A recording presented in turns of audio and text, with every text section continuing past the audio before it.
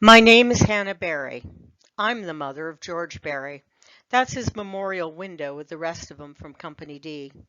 George was a middle child. He tried hard, but things never seemed to work out. There was a lot of trying in my family.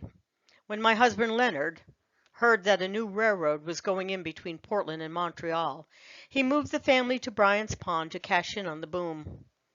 But Bryant's Pond stayed a podunk town on the way to somewhere else, and Leonard stayed a mostly unemployed carpenter.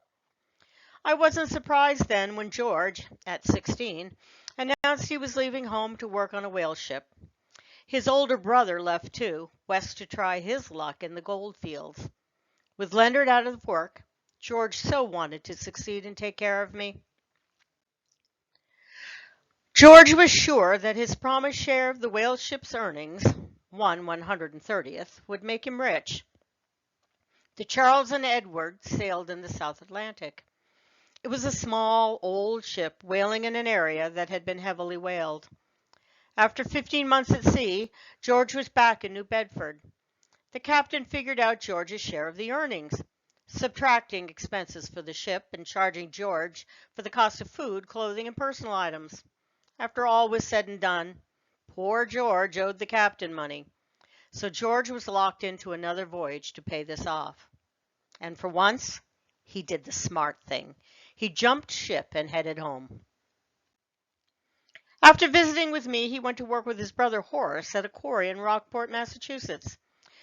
During the winter, the quarry shut down, and he was doing nothing when he and all the other young bucks caught up in the frenzy of the war. A steady paycheck, food, clothing, and some adventure thrown in was hard to resist. George worked hard to be a good soldier. That's the kind of boy he was. He wrote home often and promised to send money to his dear mother. But one thing after another always got in the way. After Bull Run, he didn't write much about the battles.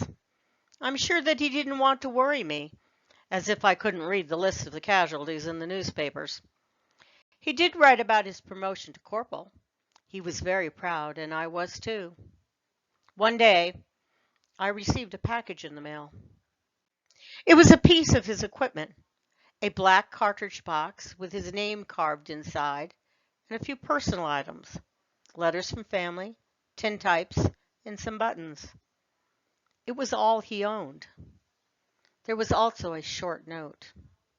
Mrs. Barry, I am sorry to bring you the news that your son, Corporal George L. Barry, was killed in the Battle of Salem Church this May the 3rd, 1863 instant.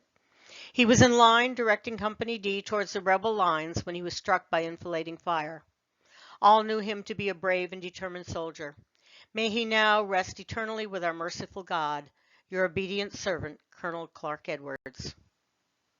George was dead at 21. I found out later that the rebels had attacked the end of the line of the 5th Maine from the side. George's luck. That's where the corporals marched to keep the other soldiers in line. After the war, George's brother Cyrus named his second son George after him. We purchased the window in the Memorial Hall to remember him. And in death, he fulfilled his promise to take care of me, as I received his soldier's pension.